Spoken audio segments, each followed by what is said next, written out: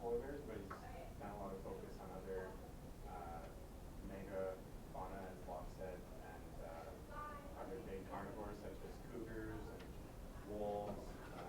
Also worked on caribou, which are very interesting in this day and age, and some birds such as Arctic raptors and marbled earlobes. So, other than that, I'll let Andy take it away.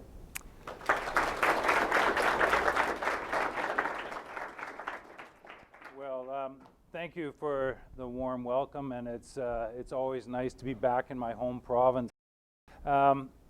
It's kind of weird because, you know, you think here's this guy graduates from UBC forestry, and I mean the only thing I was ever going to do was work on wildlife in a forest, so it made perfect sense. And I think I was telling somebody yesterday, I always thought I was going to be a wildlife biologist in Williams Lake. That was where I was going, and it just didn't work out that way. And it's a long and interesting path that is best told over a beer. But I'm going to tell you about some of the research. I'm going to keep the talk fairly light and give you some general natural history, just what does it take to be a polar bear. I'm going to contrast them with grizzly bears and use them as my sort of counterpoint, because invariably I'll get the question, if I don't, it's like, well, why don't they just become more like grizzly bears again? And so I'm going to try to short circuit that, and we'll talk about this differences between them. We'll talk a bit about studying polar bears. It's pretty fun. It's really sort of that classic cowboy wildlife stuff. It's drugs and guns and helicopters and bears. It's pretty cool stuff. And most of us that get into wildlife like some element of being outside, and you know, and it is fun stuff. I'm going to talk about climate change. That's kind of the Debbie Downer of the talk sort of thing. It's kind of the sad part, but at the same time, I'm also going to touch on some of our research, and we can hopefully have some time for questions. I'm going to start talking a little bit about what it is to live in a very different world. Most of us as ecologists, we either study terrestrial ecosystems, a fair number here probably study freshwater ecosystems, probably not a lot of saltwater marine ecologists, but if you do work in those ecosystems, even fewer of you will probably work in a frozen system where that system is dominated by the presence of sea ice. And this is the substrate over which polar bears travel by most. How much ice in a year does a bear need to actually persist in an area?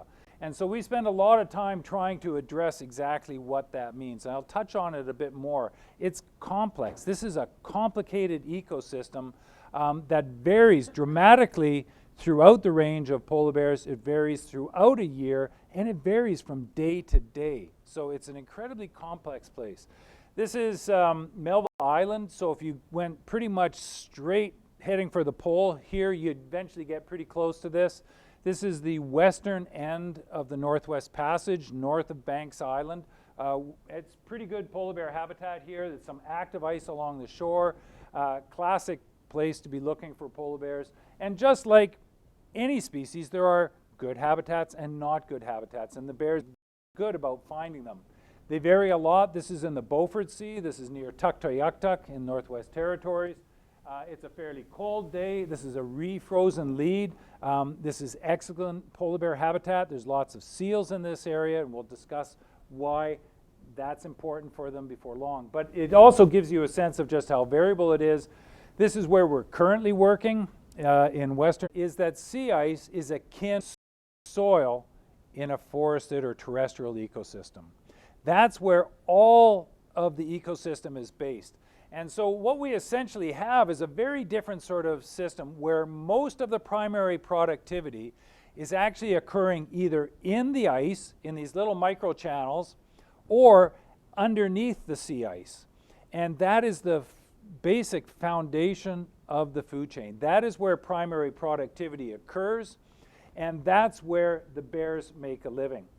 So in essence, what we've got here is a radically different sort of ecosystem than we're used to. This is what it looks like as spring is well advanced. We've got this long filamentous algae coming off the bottom.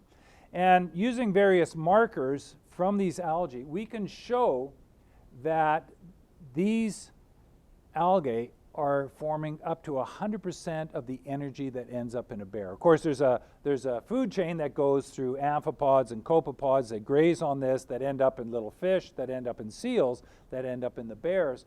It's not an overly complex ecosystem, but it's what they depend on. So if you take away the sea ice, you don't have that community. If you don't have that community, it won't be the same sort of ecosystem. We'll touch on that at the end. So, but where do the bears live? Well, it's pretty straightforward. They live in nearshore areas. So yes, they can visit Santa Claus at the North Pole, but that's not where they make a living.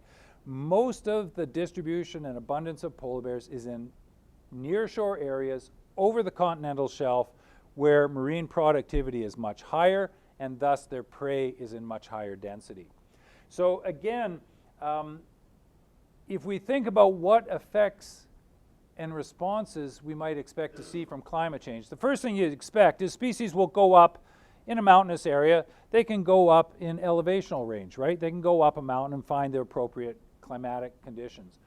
In a latitudinal context, they can migrate northwards to find the appropriate environmental conditions, if they're able to. The problem for polar bears and other Arctic species, they're already living at the northern extent. They can't be pushed farther north. If you do, you end up in the Arctic Ocean, and rather than being over the continental shelf, which is like 200 meters deep, we're now going to be looking at a place that's 1,000 to 3,000 meters deep. Primary productivity is low, nutrients are very low in abundance. It can't support a vibrant ecosystem that we see near coastal areas, so we can't push them north. The other rub we've got for polar bears is that this is a species that has a huge latitudinal range. So we do find them right at the North Pole, but actually as far south as London in the UK, which is actually pretty much the same latitude that we're at right here, but in the southern parts of James Bay, we've got polar bears living in that far south.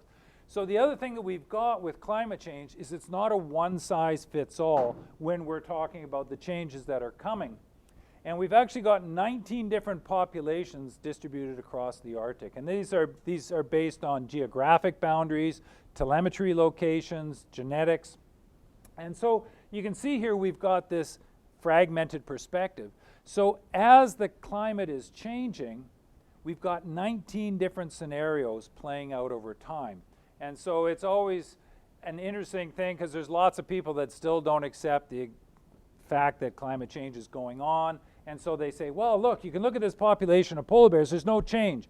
And I'm kind of going, yes, but there are other populations that have already declined by over 50%. So again, it depends on the rate of change in a given location as to what is actually happening in that spot. So this is what I call, this is what polar bears live on. They eat a whole bunch of other things as well, other species of seals, but this is the bread and butter of polar bear world. This is the small meal deal, the ring seal, up to about 70 kilos, incredibly abundant in the millions. Bearded seals, this is the big meal deal, up to 450 kilos, but their abundance across the Arctic is in the hundreds of thousands. So a very different sort of scenario. These are a benthic feeder, so they're feeding on the ocean bottom, so they're really restricted to these nearshore areas. These ones are a little more flexible, feed in the water column and under the ice, but both of these species rely on the presence of sea ice to maintain their life cycle. And one of the key things that's going on is that ring seals create birth layers. So remember I talked about sea ice drifting and moving, and it's kind of rough on the surface. These pressure ridges form when ice pieces flow into each other, and then snow accumulates there, and ring seal mothers will dig a birth layer under that snow and give birth to their pups in that area. And then, of course, this is where our little polar bear comes in, using olfaction, smells them, and then will actually crash through. And they actually don't have to catch the seal or the mother, but they do have to close off that exit hole, because if they can close that hole, they'll just dig around till they find them. So they're not always getting them right on, but this is sort of the after effects. This is a nice slide. There's not too much blood, but the pup came out of this one. You can see that the bear was digging, trying to find out where it was. The pups have sort of a complex. They roam around under there, and so this is what happened. In the case of a pup, if they're good and fat, the bears gobble them up like M&Ms. They'll just chomp them up and eat the whole thing. In this case, it's kind of like a kid with a crappy sandwich. You take one bite and it's like, and it goes in the garbage. And that's what happened here. So that's a polar bear bite. And this pup was just too skinny. There's no fat. It wasn't old enough, so the mother hadn't transferred enough fat to it to make it actually worthwhile finishing it. So it tried it. It's kind of like grizzly bears and salmon. You try it, and if it's no good, you find another one. Well, it wasn't worth eating this pup. But of course, they get lucky, and they do find bigger seals, and then that's what makes it work for a polar bear. And this is what I call it banana seals, because they peel them. This is a young bearded seal. It's not super fat, but what you can see is it's peeling it open. That skin is incredibly thick. So First Nations people, Inuit in the north, historically used to use bearded seal for making rope. It was that strong. And so the bears don't want to eat it. What they want is really that blubber layer. And in optimal conditions, this is what is a perfect meal for a polar bear. This is what I call the Oreo cookie effect. They don't want what's on the outside, which is the skin. They don't really what's on the bottom, which is the meat.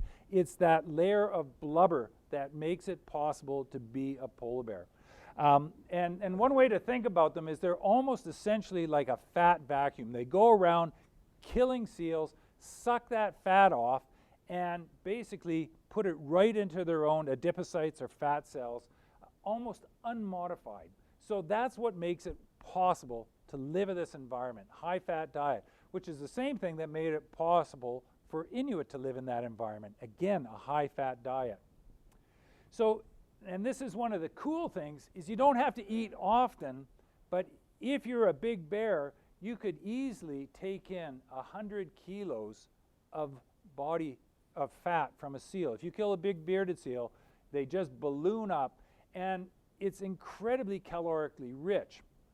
So you've just eaten 100 kilos, but what's even more interesting is the assimilation efficiency is about 96%. So if they ate 100 kilos of fat, about 96 kilos is going directly into their adipocytes, and their fat cells just balloon. And what makes them particularly vulnerable is this feeding season is primarily in the springtime, when ring seals and bearded seals are giving birth to their pups, and they're much more vulnerable to predation. So it's, again, they've got this narrow window, but they're taking in an incredibly energy-rich diet. So this is the ancestral polar bear. This is, of course, Ursus arctos, or grizzly, or brown bear. And this is a brown terrestrial omnivore. These guys will eat almost anything that has caloric value in their ecosystem. And in a relatively short period of time, we shifted from that into a white marine carnivore. And this is an obligate marine carnivore. It relies on the sea ice for the vast majority of their energy intake. How long did it take to make that transition? It's a little bit unclear, because this is basically a species that's crossed back with its ancestral stock at various times. We know that there's been hybridization events at various points, and I'll point to a more recent one and show some pictures. But it's happened, we know, in Northern Ireland about 110,000 years ago. We know it happened off the coast of Alaska. So during cold periods, polar bears moved southward, and then they came back in contact with their ancestral species, the brown bear. So this is some, I'm not going to spend a lot of time talking about the anatomical differences or behavioral differences, but sufficient to say that there's functional differences in the structure of the skull, the strength of the skull. Grizzly bears have a much stronger skull that's based on mastication of plant material to grinding it down. Polar bears eat fat. They don't have to chew it. They just rip it off and swallow it. The skull of polar bears is more elongated, probably for pre-warming of air before it comes in, probably increased olfaction. Their eyes have actually moved higher up on the skull, which is probably associated with a more marine lifestyle. Of course, the change in color is pretty basic. From the ground up, their feet are fundamentally different. Grizzly bears have excavation tools. They're for digging up roots, small mammals. digging up logs, turning over rocks for insects. They don't have very haired feet. Polar bears have highly insulated feet. That's great for not only keeping your feet warm, but it's also great traction on slippery surfaces. But also their claws have gone back to a much more predatory sort of nature, much more cat-like, highly curved, great for traction, but mainly for gripping onto slippery seals. One of the other things that is fundamentally different about these two species is if we were in the Arctic today, you would have about 2 weeks to go see a grizzly bear. Because in the Arctic, grizzly bears will shut down about the first week of November and go into dens, sleep through the winter. About 2 weeks from now, polar bears across the north will start into their autumn hunting season. It's smaller than in the spring, but they'll be back out on the sea ice, and that's where they're going to make their living. So grizzly bears chill out during the winter. Polar bears make their living in the winter. So this is some of the fundamental differences between these two species. It goes a little bit deeper. There's some differences in life history. Just from a reproductive characteristic, grizzly bears quite often have triplets. It's very common. And this little cub down at the far end here with the milky mustache, polar bears don't even have those mammary glands anymore. They've dropped that pair because they have a smaller litter size. And there's a general rule of 2 times the number of mammae to the number of litter in your litter. So polar bears usually 1 or 2. And again, it probably pertains to the challenges of trying to rear offspring in this environment. And over evolutionary time, this is the optimal scenario. We sometimes see triplets, but not that often. So one thing they do have in common with grizzly bears is that they have a long period of mother-cub association. 2.5 years. The mother will actually try to nurse her cubs for those whole 2.5 years. So it maintains the bond. It also keeps her from going into estrus. And so you can see this female has a satellite collar on, and these cubs are wearing ear tags, and so is she. Part of our research that we're doing, and this is in western Hudson Bay. So it also means that slow population growth is something that bears in general hold in common. We have high sexual dimorphism. In general, adult males are about twice the size of adult females, and they're much larger than Arctic grizzlies, 2 to 3 times the size of an Arctic grizzly bear. And one of the reasons for this sexual dimorphism is that we have a skewed operational sex ratio. So because females have cubs for 3 years, they only breed every 3 years. And that means that very few females in any given year are available to mate. And that means that intrasexual competition, male-male competition, is intense for access to those breeding opportunities. So we see this skewing of sexual dimorphism, pretty standard mammal stuff. Polar bears tend to live longer than grizzly bears in general. For females, up to 28 years, and they're reproductively capable right through that whole period. Males, if you get to 24, you're doing pretty good. Most males pack it in about 22 years, and for the most part, it's due to injuries that are tied with the mating season.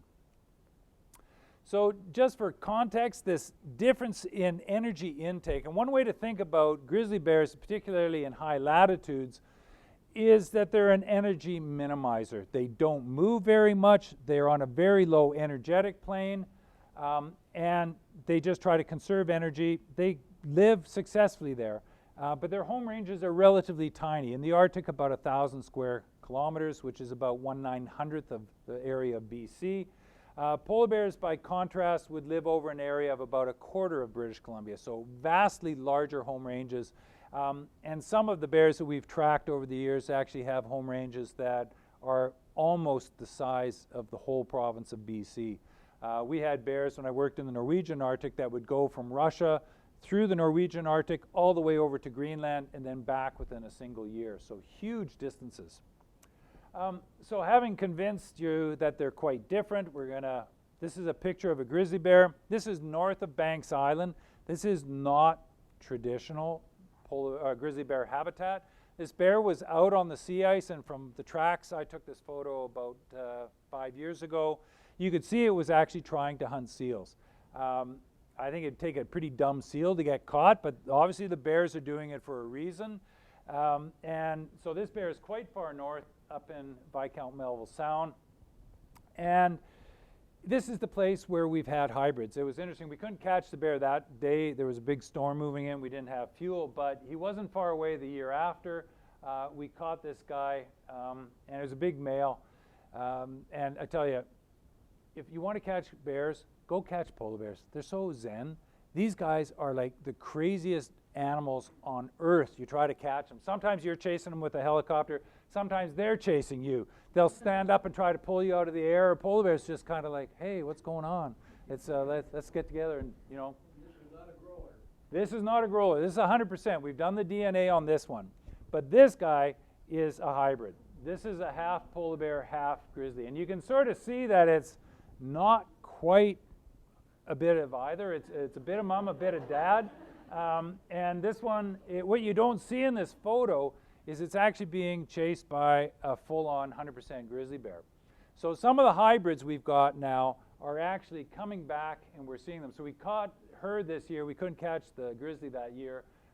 This is one of my graduate students that took this photo. The next year, this is who she's got with her. 3/4 grizzly bear, 1/4 polar bear. The thing is now, if you didn't know the genetics of this and you saw them roaming around on the landscape, you'd almost be certain that that was a grizzly bear. They look like pretty good grizzly bears once you're back to 3/4 grizzly bears. So it's just some sort of neat history. Grizzly bears, for some reason, are expanding their range. We've got them going north, straight north in this case. We've got them heading off to the northeast, sort of almost trying to get over towards Baffin Island area. We've got them moving to the southeast, moving into northern Manitoba, heading towards Ontario, and of course in British Columbia, moving over to Vancouver Island pretty regularly. So the exact reasons, maybe we could talk about that later. But to move on, what I want to convince you is that the Arctic already has a terrestrial bear, and that is the barren ground grizzly bear. They make a living there. It's very different than how polar bears make a living.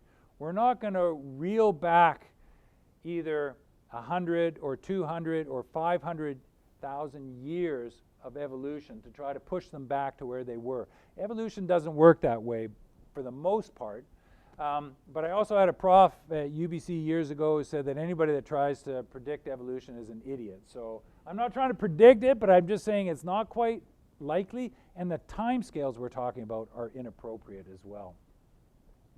So the nice thing about polar bear research is you get to live in these luxurious research stations, high Arctic, and you get your own helicopter, which is pretty fun.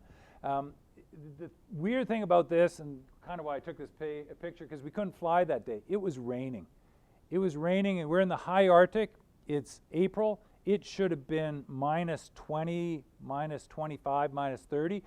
In the old days, when I started doing this, we used to be stopped by cold weather. Now, more often, we're stopped by warm weather. It's just dramatically different. So you can see the icicles and the machines all covered up, trying to prevent it from freezing up. This is just this is from last spring. We were out on the sea ice. This is where we're working in Hudson Bay, just to give a bit of a visual sense what we're looking for. This is a really fractured environment. The ice is not very heavy, so lots of open water. And that's what we're looking for. And the astute field biologists in the audience here notice that right down in here, there's a bit of blood. And that's why that bear's there. It's actually coming in to investigate an old kill. It didn't make that kill, but if there's one bear, there's two bears. If there's two bears, there's three. And if there's three bears, it's because there's something there to eat. And so this is how we find them. Then it's kind of fun. We just come in. It's pretty cool with the helicopter. We just have a big sliding door in the back of the machine, and we just lean out. And the bears know it's for research, so it's great because they orient appropriately for us. And polar bears are very robust to capture and handling. Our mortality is incredibly low. Less than 1 in 2 to 3,000 animals that we handle will succumb to handling. Usually they have to be sick before that happens. So it's fun stuff. This is like the trophy shot. This is one of those cubs that didn't stay with its mom. It ran away. So I actually, you can see I had a bit less gray in my beard. So I didn't send a student. I went after it and I ran it down. So this one's actually not drugged. I'm just holding it really tight by the scruff of the neck.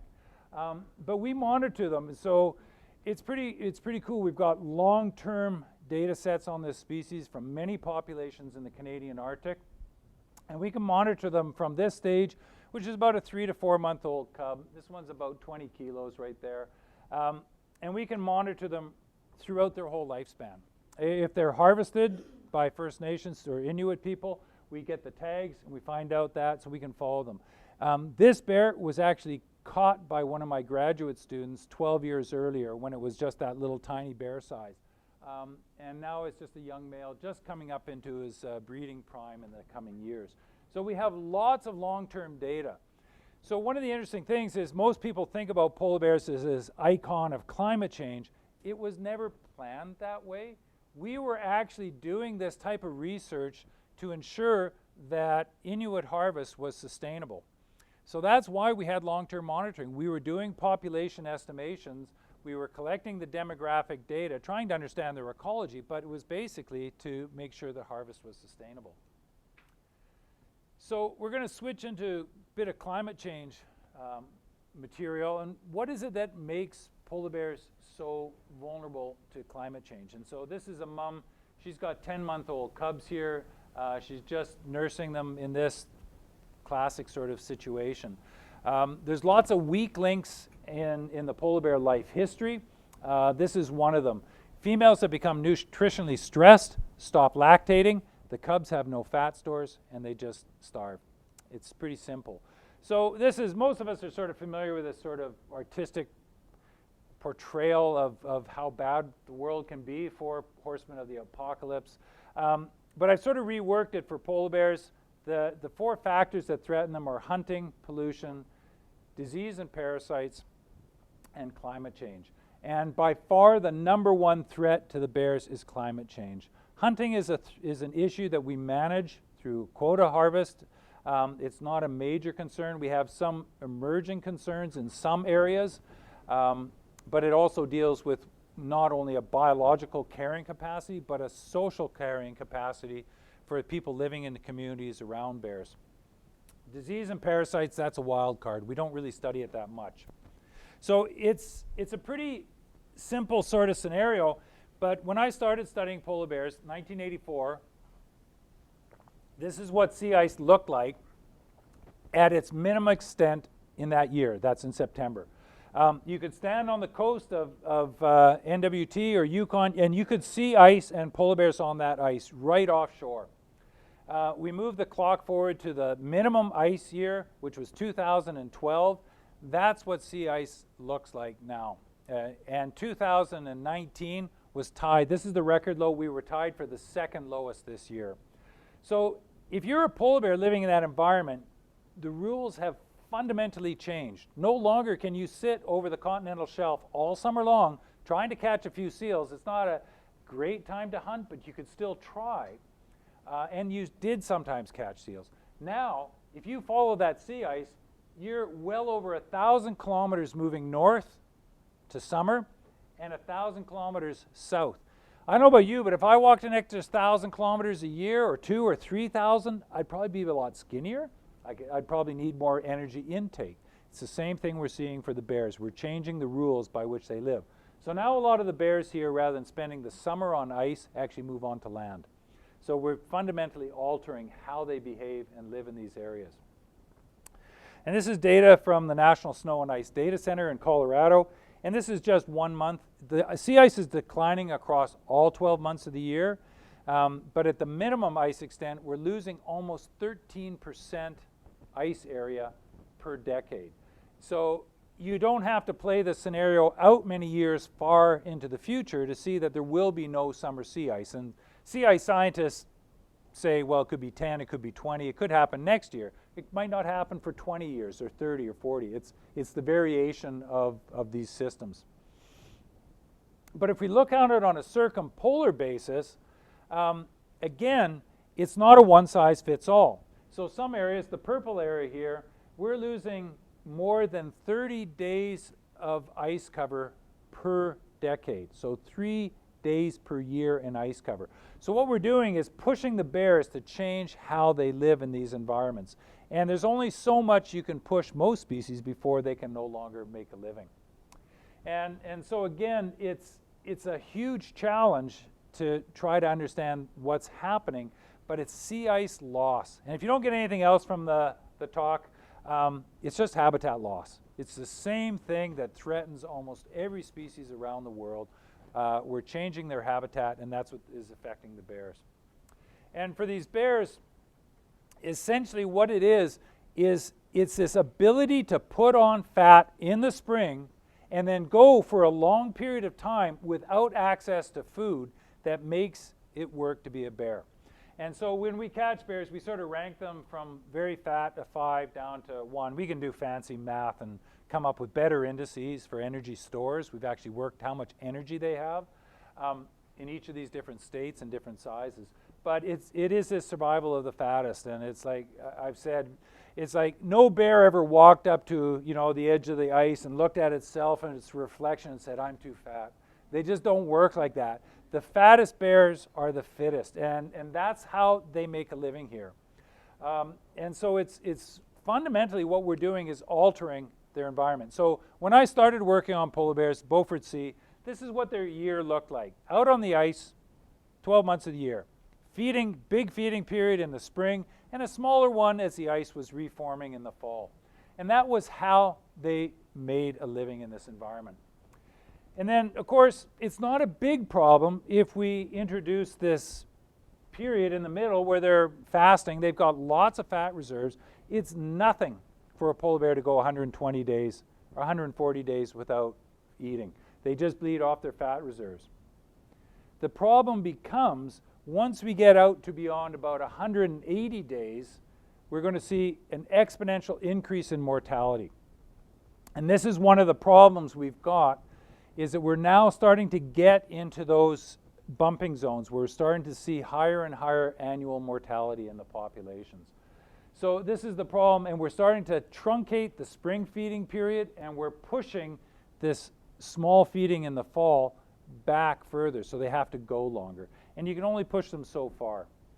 So it's simple energetics is that you put things in, you get a certain store, you can not fiddle with body maintenance. That's a given. That's your field metabolic rate, your basal metabolic rate.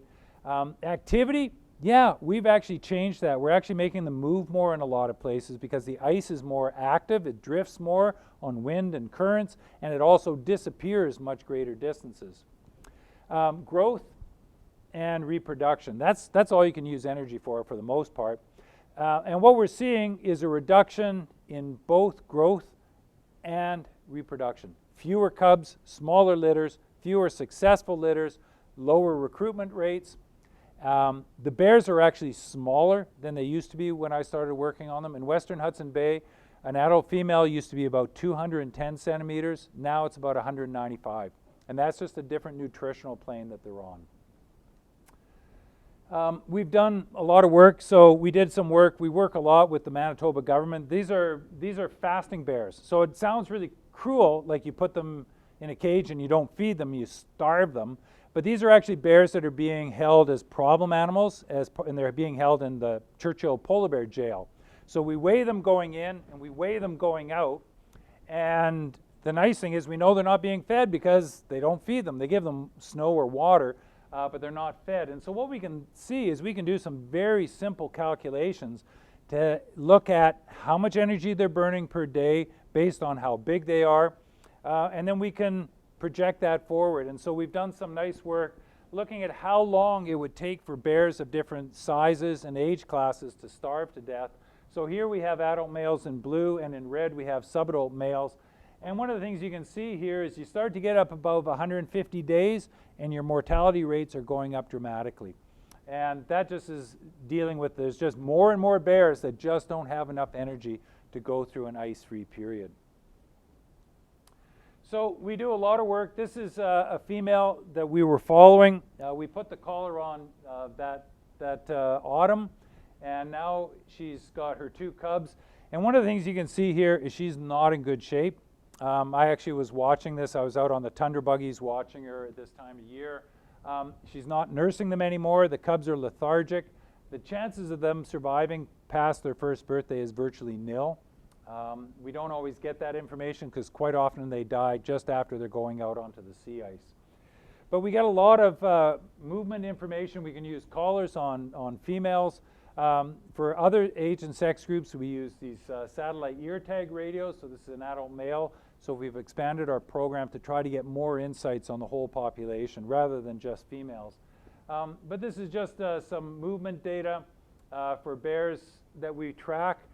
This is an incredibly dynamic ecosystem. So there's no ice. We're now just into October.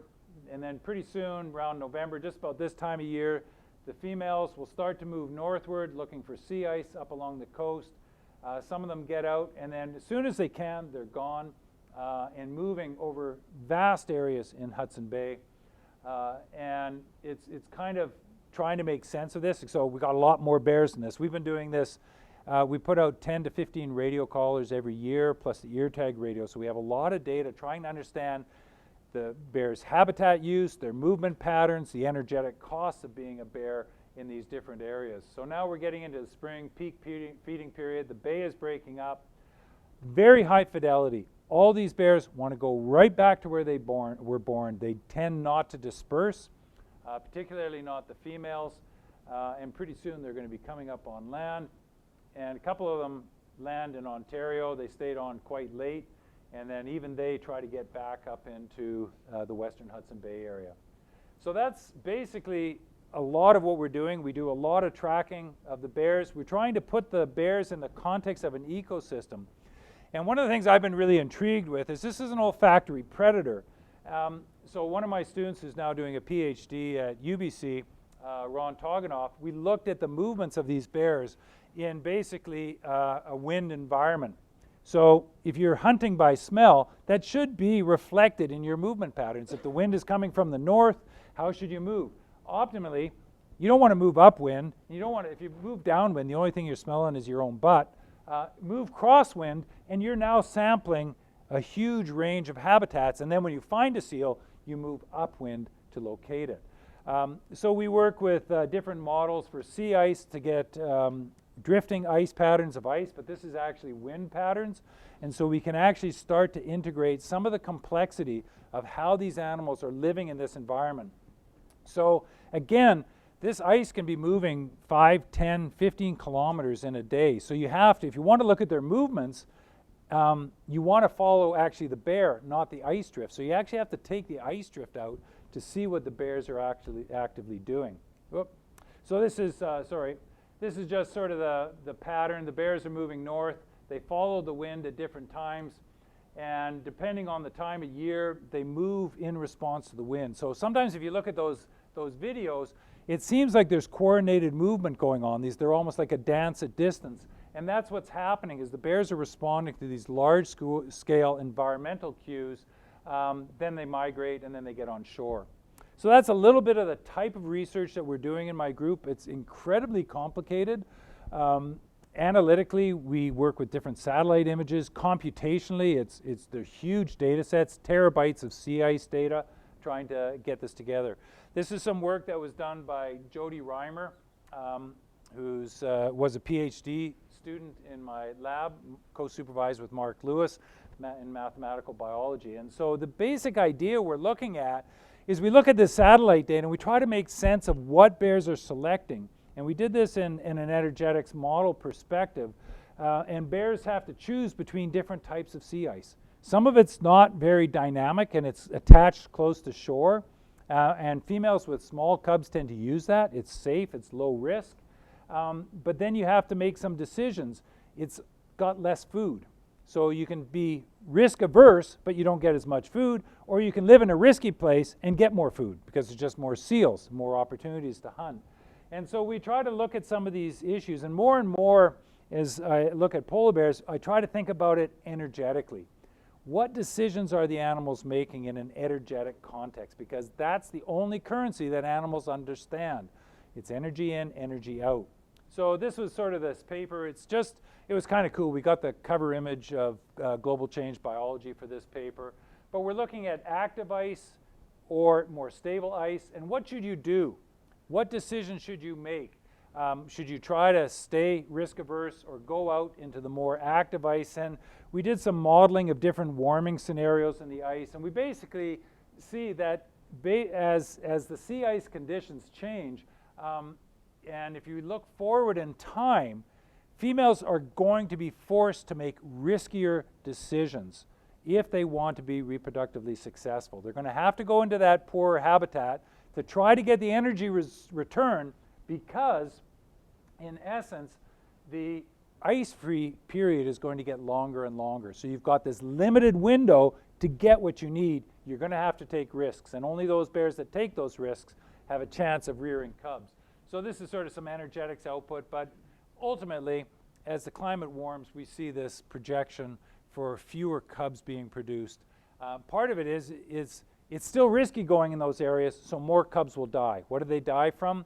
Long swims and infanticide. That's where the big males hunt, and males are infanticidal. They will kill the cubs, sometimes not even eat them, but they want the reproductive opportunity of mating with the female.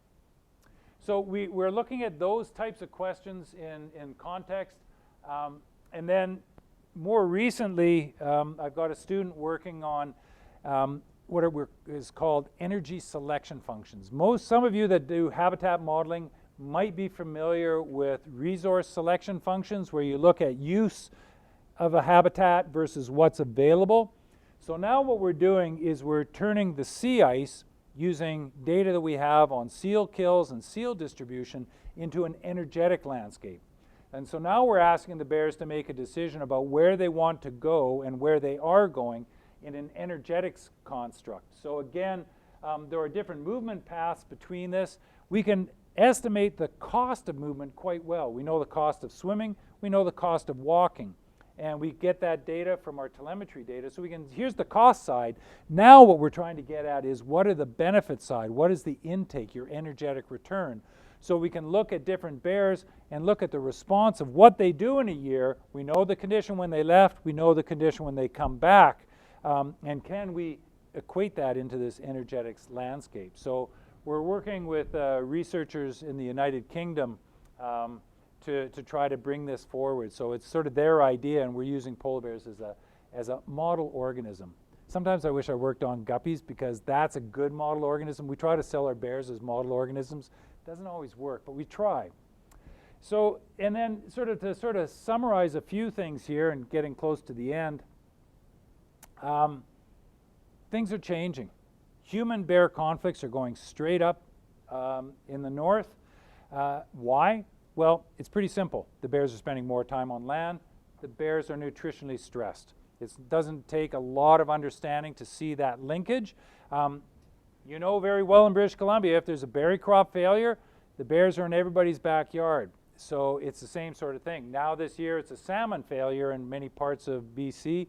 The bears are looking for alternates, and polar bears are no different. So you get some really interesting scenarios that happen. That's not exactly what you want to wake up to in the morning, but it is a more and more common reality in the north that bears are coming around places where people are. This is a national park up on Baffin. Fortunately, obviously, this guy wasn't in his tent. He was hiding behind a rock. But we still harvest a lot of polar bears in the Canadian North, over 500 per year. It's culturally, socially, and economically important for northern people. Many of my friends in the north rely on selling the hides for some hard currency transactions in a year, or guiding for sports hunt. It's still very important in terms of what happens up there. And I mean, as this picture reflects, it's a really big, happy day. They got that bear. The meat from that bear will be shared out across the community, and probably the foot pads will be given to the elders in the community. It's a real delicacy. So again, it's a different way of understanding. And of course, I know BC has just shut down their harvest. That's a societal choice. But in the north, it's very strong to keep this hunt. It's pretty important. The other problem we get is it's really easy to sit in the south and say, you know, we like polar bears, we want lots of them. There were two Inuk hunters killed by polar bears in the summer of 2018. They were hunting out on the land. One was collecting eggs with his children, managed to draw the bear away from his children, didn't have his firearm handy, was killed. The other hunters were hunting caribou and came into the tent at night. Somebody got up and walked right into it between a mother and her cub and were killed. So again, this comes into this question of what's a social carrying capacity for a top predator in an ecosystem like this. Most of us don't want to walk into a bear on our way to school every day. And yet in many of these northern communities, that's becoming the reality of what people have to deal with. So I don't have time to go into this, but in essence, there's lots of other threats to polar bears. I've done a lot of work on ecotoxicology, not by choice, but by necessity. The polar bears, when I worked in the Norwegian Arctic, were some of the most polluted in the world. This is a PCB molecule, part of one, and this is a thyroid hormone. Do you see a recipe for endocrine disruption? We have very good evidence that polar bear endocrine system, immune function, growth, development are all impacted by very high levels of pollutants. We just did some analyses recently. We found several hundred new chemicals in polar bears that have never been described before using new analytical chemical techniques. Wildcards development in the north is going full speed. Shipping is going to go through the north. The impacts of that are just unknown. The Northwest Passage is now seasonally open. Transport of fuel. There's a big mine up on Baffin Island up in this area, Mary River Mine. They're basically moving a mountain of iron ore out of the Arctic to Europe for processing. We don't have any idea what's going to happen. You know, will these ships dump ballast, introduce species into this environment, oil spills potential? We've got shifting food webs. This is the current food web that polar bears rely on. This little fish there in the middle is Borregatus saida, or polar cod. That is probably the keystone in this system between the lower trophic levels and seals that then take energy up to polar bears. As you change, it's like we know, you're still going to have an ecosystem. This is what it will be. And this is what we're seeing right now in the Arctic, is we're seeing the Atlantification and the Pacification of the Arctic. So species from those environments are moving vastly farther north, incredibly fast. So in the west coast off of British Columbia, we have the Pacific sand lance. They're now coming right around all throughout the Arctic. So the Arctic is being shifted to a lower, more temperate marine ecosystem. The top predator is actually going to be killer whales in this. And this is work by Higdon and Ferguson. Ferguson is with Fisheries and Oceans in Winnipeg. These are just observations of people from the community in the eastern Arctic of sightings of killer whales. So it's going up exponentially. This is a species that won't penetrate sea ice because of that big dorsal fin. So while they might not be doing well off the west coast of British Columbia, gangbusters in the north, at least for the coming years. So to sort of wrap up here, cub production is going to decline as the sea ice disappears, and if there's no ice bear.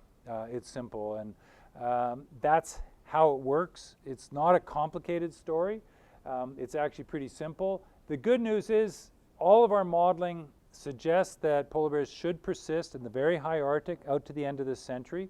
It's still going to get cold up there, but the problem is we're going to have a very small population, and will it be viable is going to be the big question going forward. And what I always say is it depends on the choices we make now.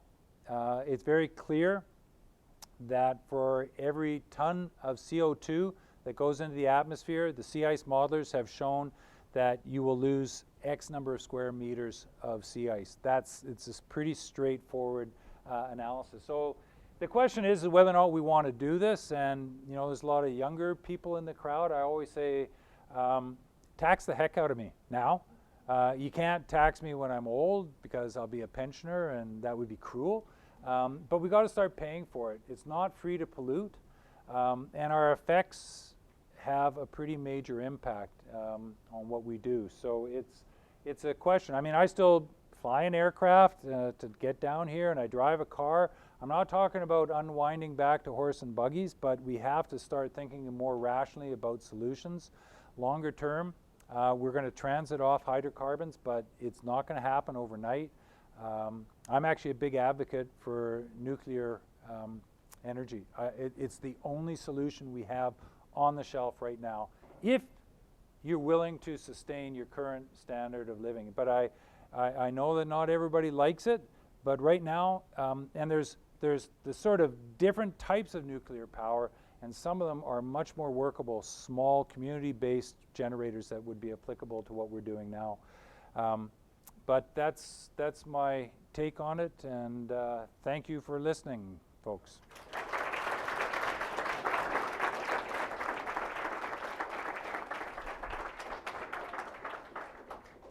Okay, we'll take about 5 minutes of questions, and then take just a 30-second break if people have to leave for any other reason, and then we can continue a little bit longer. How's that sound?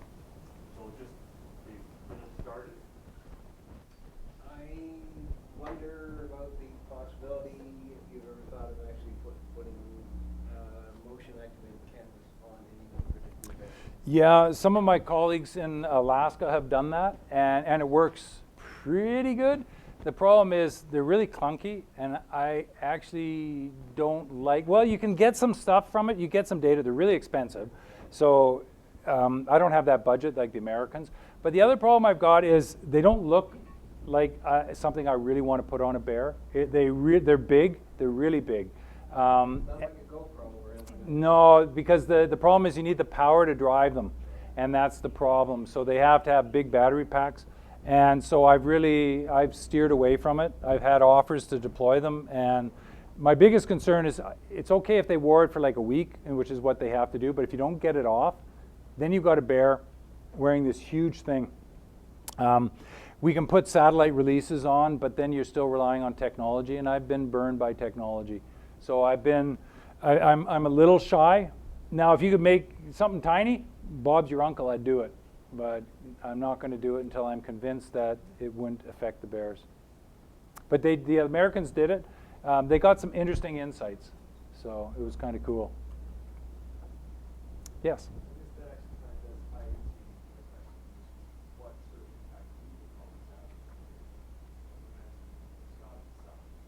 You know, we've looked, and we've tried to assess these sorts of things. I mean, it behooves you, if you're going to interfere with an animal, to verify that you aren't having an effect, or if it is, it's an acceptable effect. So we've looked at the effects of drugging and handling, and from all the analysis from looking at our collared bears, and sometimes we have them before they're caught and then after they've been released, no more than 3 days would be the slowdown. But most bears are back doing what they're doing within hours. So it's quite variable in terms of their movement rates. And I've actually watched some of these bears wake up. And it's pretty interesting. You get a mated pair, a male and a female. That was just like a little time out. We're back at it. They're right back on it, like doing what bears do when it's that time of year. They're quite motivated. And in that situation, it's kind of like, it's a little, okay, I don't want to get too off color. But you always want to make sure that it's the female that's waking up first and not the male. Bad things could happen. So we actually do that. We actually plan it accordingly to do that. So we always, before we leave, we usually give the males a little bit more. So now to the question of the collars, we've looked through the data from all of our females that are collared, and so we have collared and uncollared females, and you have to do it on an age-to-age basis and same reproductive status. We cannot detect an effect. And actually, when we put the bear, we actually put them on loose enough that if she won't wear it, she can slide it over her head. And I've decided there's two types of bears in the world: ones that seem to be okay or don't notice it, and ones that will take it off instantly. And then we just put it on another bear. So I agree, I mean, more and more in my research, I've caught a lot of polar bears. I try to handle far fewer animals and try to look for ways to get more information from handling fewer bears. So all of our work now is highly coordinated with other agencies. So like a lot of our ear tag radios are deployed by wildlife officers that are handling that bear anyways, because it's a problem around a community. Our collars are deployed in collaboration with Environment and Climate Change Canada. So they're going to be caught anyways. So we try to really keep down the number of animals that we're handling. And so there's a lot of cultural sensitivities in northern communities to handling bears too. So that is a major. Gone are the days when scientists ran with carte blanche to do what they wanted. It's much more will the communities allow it, and so it's all a consultative process to ensure that we're within the realm of what they will allow. One more quick question, and then we'll kind of take a quick break to let people leave. Is there a strong numeric response to the loss of habitat? Is there going to be a threshold that hits globally at which we'll be able to see that numeric response? It seems like we've got enough data already, there's enough change to start to see that, but that's the big question. Yeah, what we're seeing is that we've got these 19 populations, and whatever's happening in Russia, who knows? We have no data almost. There's very little information on, so there's a huge swath of what's missing there. We don't know anything from East Greenland. Svalbard, that area in the Norwegian Arctic, it looks kind of stable for now, but it's changing so fast, I just can't believe it's going to be persisting. Western Hudson Bay is down by over 30%.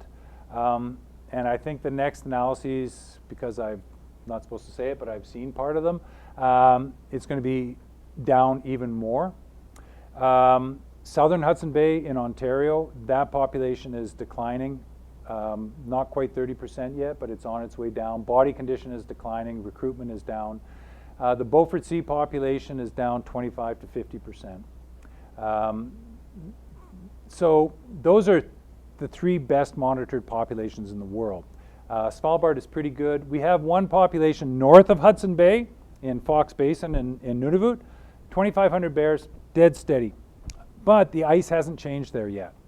So again, it depends on what's going on, but we are seeing pretty much throughout the range all these symptoms. The first kicker is body mass declines, then we see lower recruitment, and then we see lower survival happening, and then we see the numerical response, the population decline. Counting polar bears is tough, expensive. We used to do a lot of mark recapture. Now we're shifting because of sensitivities from Inuit. We're now moving to aerial surveys and DNA mark recapture. So we've shifted our techniques dramatically in response. We don't get as much of the same refined data though. So now we rely on the hunters to tell us the body condition. And how do we do that? When they shoot a bear, we get a fat sample from it, and we just look at the volume of the adipocytes, those fat cells, and we have a very good estimator of body condition. So it's not that you can't do your research, you just have to be more clever about how to do it and work with the communities to make sure that it's possible. Okay, I think we'll just kind of wrap things up officially, but continue the questions. So if you don't have to leave, please stay. I'm going to let Hannah, who's the new president of the chapter of the Wildlife Society, give Andy a little final thank you. Just wanted to say thank you very much on behalf of the Wildlife Chapter Club and present you with the famous Natural Resource Science. Good luck with that coffee. Oh, good. Well, thank you very much. Thank you.